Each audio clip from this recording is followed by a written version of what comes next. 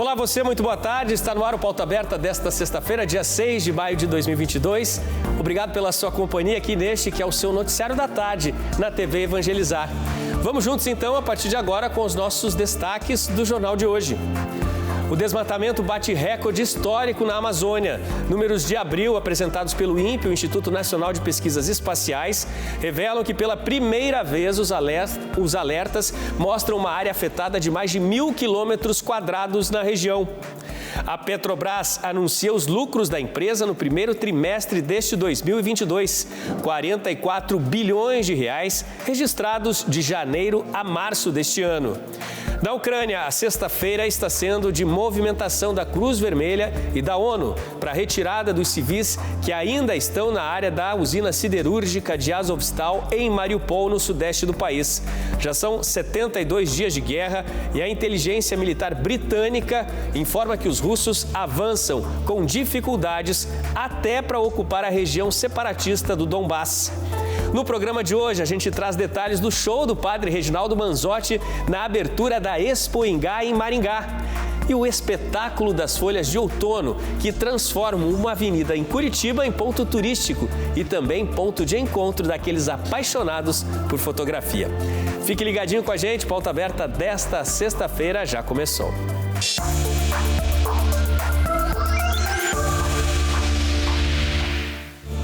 E o desmatamento na Amazônia bateu recorde histórico. Pela primeira vez, os números oficiais sobre a devastação do território passaram de 1.000 quilômetros quadrados.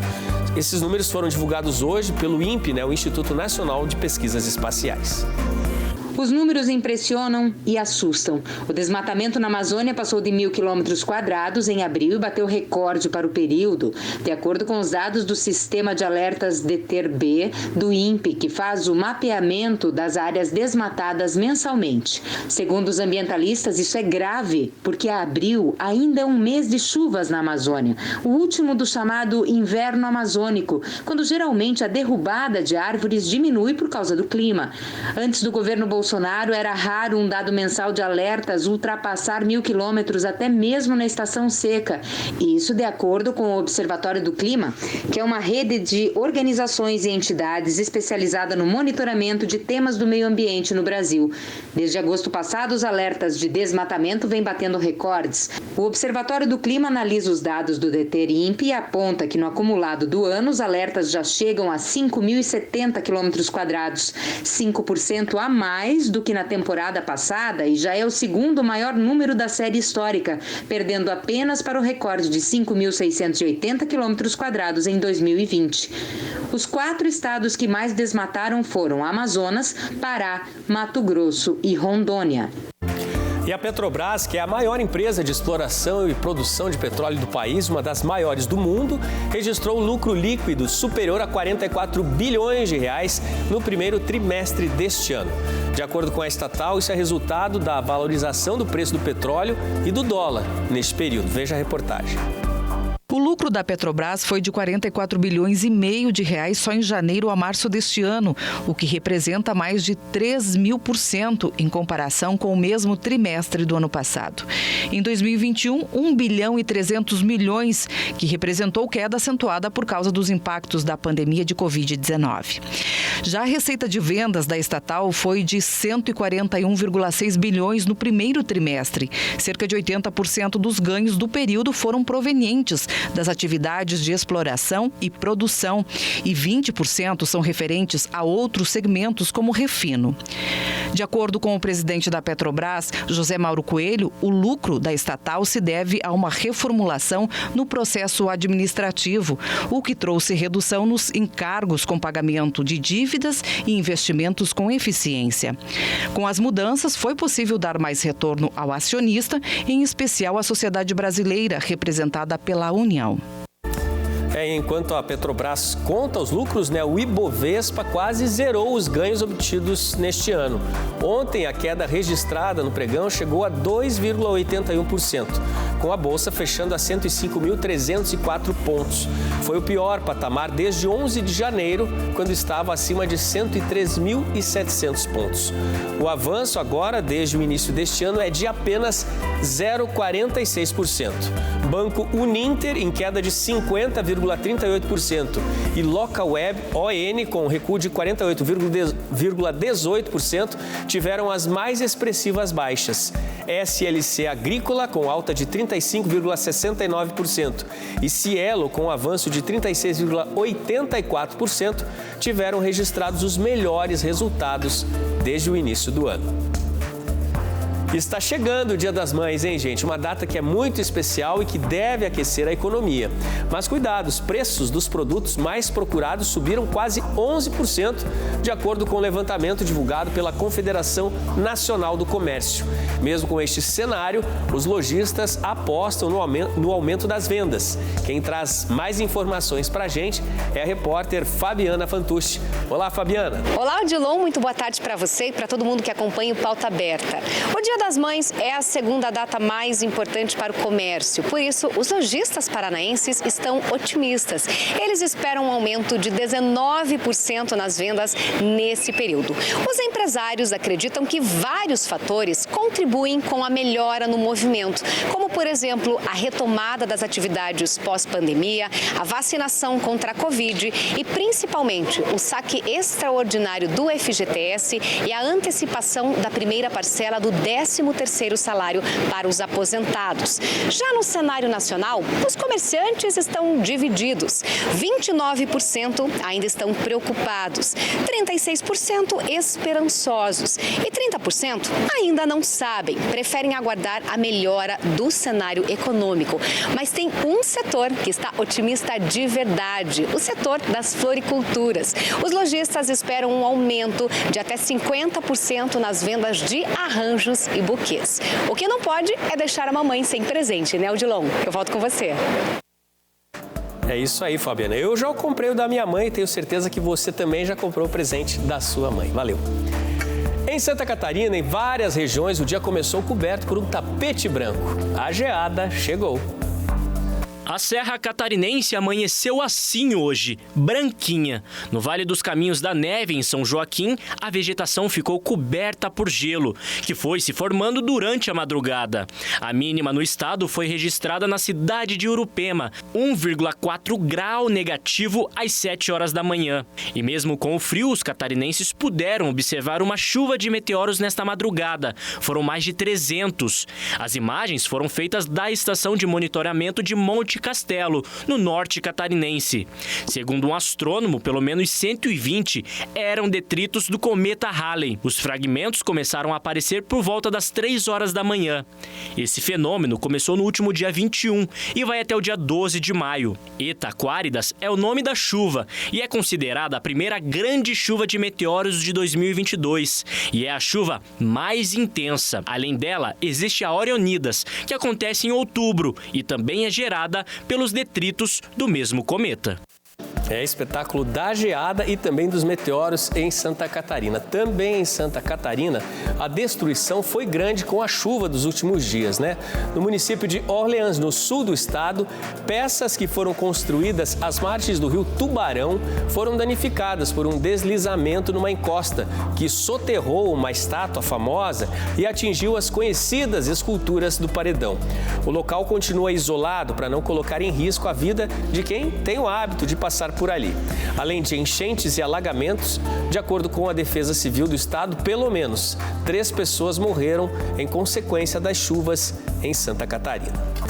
E agora, atenção, vem aí uma nova temporada de um programa muito especial. Quem nos dá detalhes sobre isso é Denise Mello. Boa tarde para você, Denise.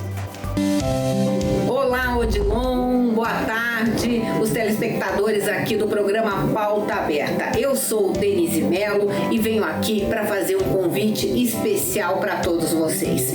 Nesta segunda-feira, a partir das 9 da noite, estreia aqui na TV Evangelizar a nova temporada do programa Mulheres do Nosso Tempo. É uma uma série que traz histórias de mulheres guerreiras que se superaram muitas vezes e têm em comum a fé e a vontade de fazer desse mundo um lugar bem melhor para a gente viver. Tem histórias incríveis, chorei, me emocionei, dei risada e convido vocês aqui no programa Pauta Aberta para assistirem a nossa nova série que foi feita com muito carinho. Então anotem aí, segunda-feira, 9 da noite, eu espero vocês aqui na TV Evangelizar. Um bom final de semana para todos.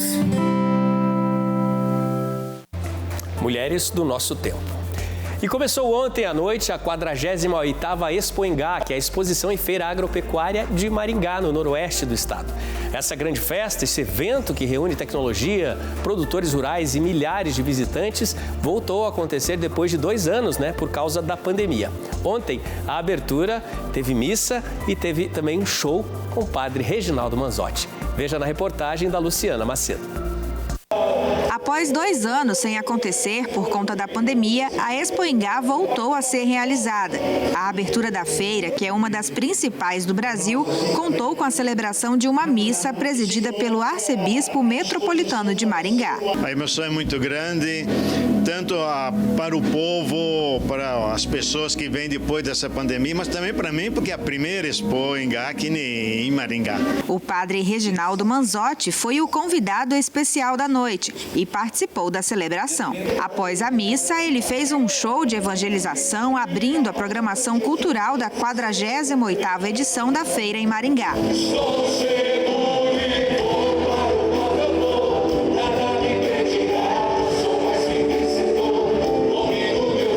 Primeiro, agradecer a Deus por estarmos já no final desta pandemia. Agradecermos e, ao mesmo tempo, tomarmos consciência da responsabilidade que nós que estamos vivos temos, que é de olharmos cada vez mais aquilo que a pandemia nos ensinou, olhar para o mundo como casa comum. Não basta eu estar bem, é importante que todos estejam bem. Em troca dos convites para assistir ao show, foi preciso fazer a doação de itens de higiene pessoal e agasalhos. A generosidade da população vai ajudar pessoas que são assistidas por entidades filantrópicas mantidas pela Igreja Católica em Maringá e região. A pessoa, para estar aqui, ela traz alimentos, ela traz materiais de higiene, agasalhos, o frio está chegando, e tudo isso é revertido para a comunidade aqui de Maringá. A emoção tomou conta dos fiéis que vieram de Maringá e até de outras cidades da região para acompanhar o evento. Era um momento que a gente estava precisando muito, por tudo que a gente passou, todo mundo. Está sendo um momento maravilhoso, um momento que a gente até se emociona, Foi a primeira vez que eu vim no show dele, era um sonho da minha mãe, ela não está mais entre nós, então é muito emocionante para mim estar aqui hoje.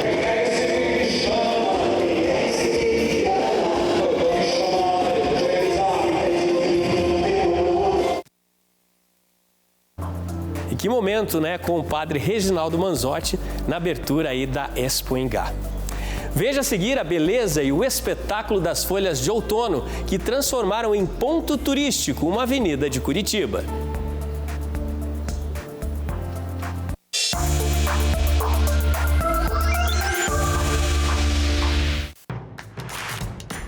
Não perca mais nenhum vídeo da TV Evangelizar. Inscreva-se agora.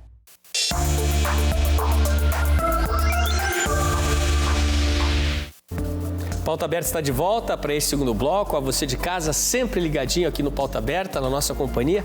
Obrigado. Hora de a gente atualizar a situação sobre o que se passa na Ucrânia em guerra. Já são 72 dias de conflito hoje e, de acordo com informações do governo da Ucrânia, até agora, aproximadamente 500 civis foram retirados da área da usina siderúrgica de Azovstal, último ponto de resistência em Mariupol, no sudeste do país.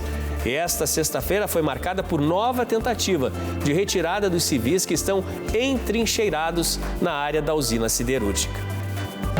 O desafio de hoje para o comboio formado pelas equipes da ONU e da Cruz Vermelha, que partiu pela manhã para Mariupol, era finalmente retirar em segurança os aproximadamente 200 civis ainda entrincheirados na área da usina, protegidos pelas poucas forças militares que ainda resistem aos ataques russos na região.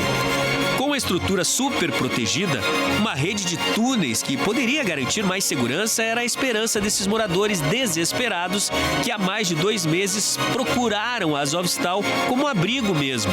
O drama é que os ataques jamais cessaram. Bombardeios e ontem o avanço e até lutas corpo a corpo. Nas palavras do secretário-geral da ONU, que na semana passada visitou a região, Azovstal, nos dias de hoje, foi definida como o retrato do inferno. E Antônio Guterres já tinha destacado a necessidade imediata da retirada dos civis da região. Do lado russo, o presidente Putin declarou que a passagem será segura para deixar a usina a todos os ucranianos que baixarem as armas. Já havia uma promessa de cessar fogo da Rússia por 3 dias, mas os ataques não param. Com o lançamento de mísseis e agora com o avanço dos soldados à área da usina desde ontem. Hoje, o Ministério da Defesa da Rússia afirmou que atingiu 41 alvos considerados estratégicos na Ucrânia. Entre eles, um depósito de munição na cidade de Kramatorsk, no leste do país. O mesmo relatório aponta que aproximadamente 200 militares ucranianos foram mortos em batalhas por todo o país. E mesmo com os ataques e com o apoio das forças separatistas no Donbass, que não cessam dia após dia, de acordo com informações da inteligência militar britânica, as forças russas não conseguem uma ocupação mais expressiva também nesta região. O governo da Ucrânia informou hoje que os ataques foram pesados ainda sobre a região de Kharkiv, a segunda maior cidade do país, mais a norte, e havia o alerta desde cedo sobre o risco de novos ataques aéreos também à capital Kiev. Bom, e eu quero agora trazer aqui para o nosso telão nosso correspondente na Europa, o Jusinei Cardoso, que já apareceu por ali. Boa noite para você aí em Roma, Jusinei. Boa tarde a todos vocês aí no Brasil, Odilon. Jusinei, nós temos uma informação aí a respeito do cenário diplomático internacional, né? Houve aí um pedido oficial de desculpas do presidente Vladimir Putin. Pois é, Odilon, foi uma tentativa do presidente russo de intermediar e sair um pouco dessa saia justa que foi criada a partir das declarações do ministro de Relações Exteriores, Sergei Lavrov, né? A gente trouxe esse episódio aqui. Sergei Lavrov, quando questionado por um jornalista na semana passada sobre como a Rússia pretendia levar adiante a sua proposta de desnazificação da Ucrânia, uma proposta que veio à tona já no início dos conflitos, sem considerar, evidentemente, a destituição do presidente ucraniano Volodymyr Zelensky, que é judeu, como já mencionou o próprio governo de Moscou. Sergei Lavrov disse que isso não queria dizer nada, até porque, salvo engano, Hitler também tinha raízes judaicas. E aí, essa declaração acabou caindo como uma bomba, foi repudiada pelo chanceler de Israel, Yair Lapid, que classificou a fala do Sergei Lavrov como imperdoável e ultrajante. Ele disse, inclusive, que foi uma demonstração do nível máximo de racismo contra o povo judeu. E para piorar, na terça-feira dessa semana, o Ministério das Relações Exteriores divulgou um comunicado acusando o chanceler israelense de estar colaborando com o neonazismo na Ucrânia. E aí, Vladimir Putin, para tentar apaziguar os ânimos, faz esse telefonema ao primeiro-ministro de Israel, Naftali Bennett, para tentar colocar panos quentes nessa situação, porque realmente virou uma situação diplomática muito delicada, né? Os dois conversaram, mencionaram a questão da guerra, evidentemente, falaram pontualmente sobre Mariupol e teriam aí encerrado essa ligação com o desejo de manter relações amigáveis entre os dois países. Mas que a declaração pesou, pesou. Jusinei, a Rússia informou essa semana que fez testes com mísseis de capacidade nuclear. Apesar disso, a ameaça nuclear à Ucrânia, ela continua nesse momento? Olha, Odilon, segundo o Ministério das Relações Exteriores, numa nota divulgada hoje, não. O Ministério disse que não existe intenção de utilizar armamento nuclear na guerra contra a Ucrânia, mas claro que é uma declaração que precisa ser analisada com muito cuidado, porque o que a gente viu desde o início dos conflitos foi um distanciamento muito grande entre o discurso e a prática, né?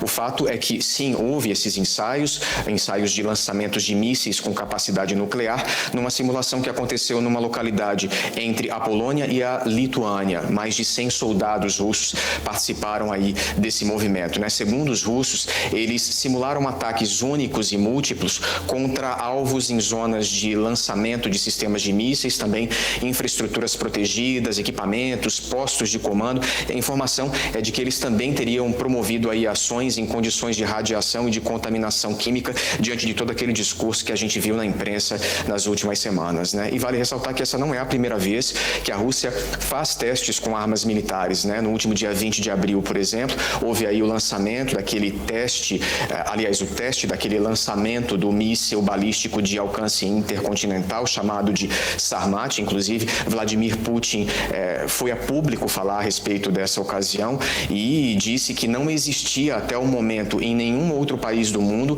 um armamento com aquele poder de destruição, aquele poder de fogo, algo que inclusive a imprensa internacional acabou traduzindo como uma ameaça direta aos países ocidentais, em especial aos Estados Unidos, né? Jusinei, no começo do nosso bloco a gente destacou que hoje é um dia de desafios, né, para a ONU, também para a Cruz Vermelha. Estavam no começo do dia aqui no país em deslocamento em direção a Mariupol e nós temos já alguma atualização das agências internacionais. Qual é a situação? Temos sim. Acabamos de receber a informação de que 2 ônibus teriam deixado a siderúrgica de Azovstal, conduzindo aí 25 que estavam abrigados nessa estrutura. Ainda não é o número total, parece um número muito pequeno diante daquilo que a gente tem como avanço, mas cada vida salva é muito importante, né, Odilon? E aí a ONU, fazendo um trabalho diretamente com o governo ucraniano, conseguiu mais uma vez intervir nesse processo e, com a ajuda de 2 ônibus, retirar esses 25 civis, né? Esse movimento tem sido possível também, e graças à contribuição da Organização das Nações Unidas. O secretário-geral da ONU esteve em Kiev na semana passada, nós noticiamos aqui, esteve também em Moscou conversando pessoalmente com o presidente Vladimir Putin e conseguiu aí, num esforço coletivo, fazer com que pelo menos os civis pudessem ser retirados. Ainda existem civis nessa estrutura e não se fala nem mesmo da situação dos militares, porque esse aí ainda é um outro capítulo dessa novela, né? Atualização importante, né? Notícia que nos traz esperança agora com a saída aí de mais civis nesta sexta-feira, uma operação considerada um desafio aí para a ONU e para a Cruz Vermelha. Jusinei, muito obrigado pela sua participação com a gente hoje. Ótima noite para você aí em Roma. A gente traz informações agora, gente. O ex-diretor da CIA, David Petros, em entrevista à TV alemã, ele afirmou que os esforços feitos por Vladimir Putin para tornar a Rússia grande novamente a partir desta invasão à Ucrânia foram um tiro pela culatra. Para começar, entre aspas, né, as palavras desse ex-diretor, para começar, eles não tinham um plano de campanha competente. Eles atacaram em 5 ou 6 locais diferentes. A logística deles se mostrou absolutamente abismal. O nível de treinamento dos soldados e dos líderes em escalões inferiores é claramente inadequado. Foram as palavras do ex-diretor da CIA. Detalhe, gente, nenhuma cidade importante da Ucrânia foi completamente tomada nesses 72 dias de avanço da Rússia. E a OTAN ganha muito mais força no cenário internacional, inclusive em breve deverá crescer com a entrada da Finlândia e da Suécia neste bloco. Vamos falar de futebol agora. A rodada dos torneios sul-americanos terminou ontem, com destaque para um jogão que aconteceu no Ceará. Veja só. Um mosaico gigantesco fez ecoar a mensagem "Parem o racismo". Com a bola rolando, um jogaço. Romero abriu o placar para os donos da casa, depois de uma bela jogada do ataque cearense.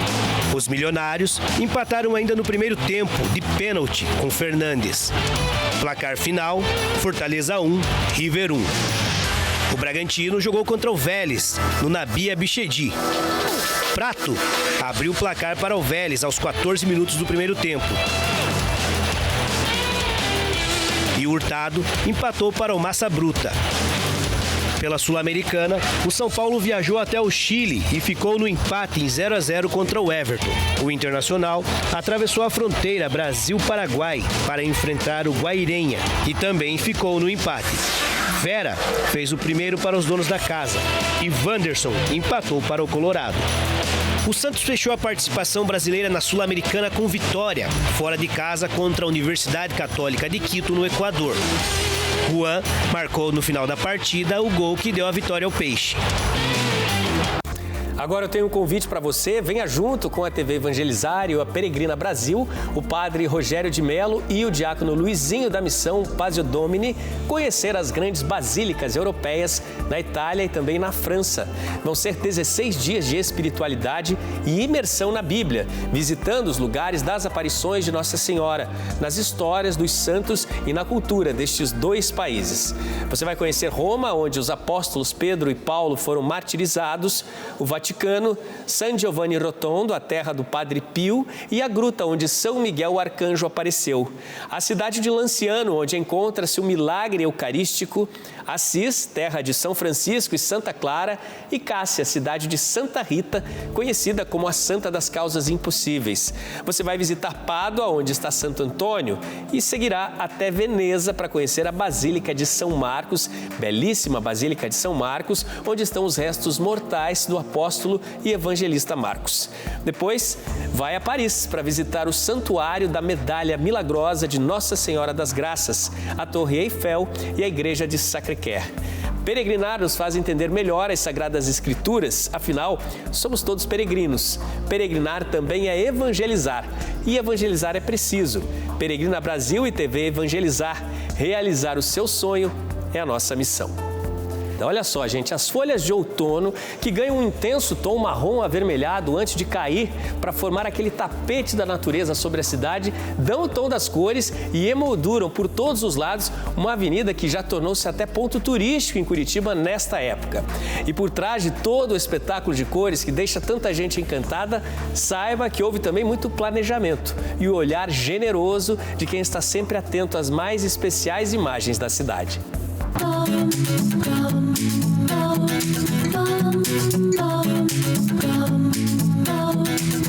Foi pelo olhar dele que elas se tornaram famosas em Curitiba. Estamos falando dessas árvores, os liquidâmbares, que dão o tom do outono na capital paranaense. Esse fotógrafo, que retrata a cidade com tanta sensibilidade, ajudou a transformar o endereço, que não é ponto turístico, em um dos mais visitados. Eu comecei a fotografar mais ou menos aqui em 2016. As primeiras fotos, 2014, 2015, mas que eu comecei mesmo a reparar que aqui era um lugar estava ficando mais bonito em 2016. E cada ano que passa, elas ficam maiores e a rua fica mais bonita. Daí começa a vir a documentação, daí você começa a fotografar o avanço. Eu tenho uma foto que eu fiz aqui em 2016 desse mesmo ângulo aqui, em que mostra praticamente metade dos prédios. Ou só tinha 2 prédios aqui no fundo, que vocês estão vendo, só tinha 2 prédios. Mas o responsável por esse espetáculo da natureza é o Roberto. Há mais de 20 anos, ele teve a ideia de plantar essa espécie na avenida, que é uma das canaletas exclusivas para a circulação de ônibus na cidade. A nossa primeira ideia era que fosse um corredor verde, né, do leste a oeste da cidade de Curitiba, né, e nesse trecho onde foram plantados 875 liquidâmbares, era para ser verde, e aconteceu que ficou vermelho, né, já era esperado vermelho, mas não com tanta intensidade e com tanta repercussão como está acontecendo agora. Os liquidâmbares são originários da América do Norte, de lugares onde o frio é intenso. As folhas ficam vermelhas porque a árvore retira delas todos os nutrientes e reserva para a futura brotação. É uma estratégia da espécie. Hoje, elas fazem sucesso, mas na época não foi bem assim. Optamos pelo uma exótica, mas que fosse uma exótica que não tivesse problemas, que é o caso do liquidâmbar, né? Foi uma briga, mas nós conseguimos e eu acho que está valendo a pena o liquidâmbar. Não é à toa que a avenida ficou conhecida como a Rua do Outono de Curitiba. São 6 quilômetros de extensão que formam uma espécie de corredor avermelhado exótico. Um cenário natural que garante fotos inesquecíveis. Tão tão inesquecíveis que essa família escolheu o lugar para lembrar da cidade. A gente está de mudança para Belo Horizonte e gostaríamos de deixar registrado, né, esse período em que vivemos aqui em Curitiba e nada mais típico, né, outono, na Rua do Outono. É muito gratificante ver as pessoas se interessando. O curitibano gosta muito de árvores, né? Isso tem nos ajudado, incentivado a continuar esse projeto, né, esse trabalho de plantio em canaletas. E é claro que pedimos uma dica para o profissional, que mesmo depois de tantos anos, não se cansa de fotografar a paisagem. Sempre dou uma passadinha aqui todo ano para bater o cartão, ver se acha um ângulo novo, sempre acho, não adianta. Mas eu reparei que com uma luz melhor, uma luz do sol, o liquid amber essa árvore fica mais vermelha.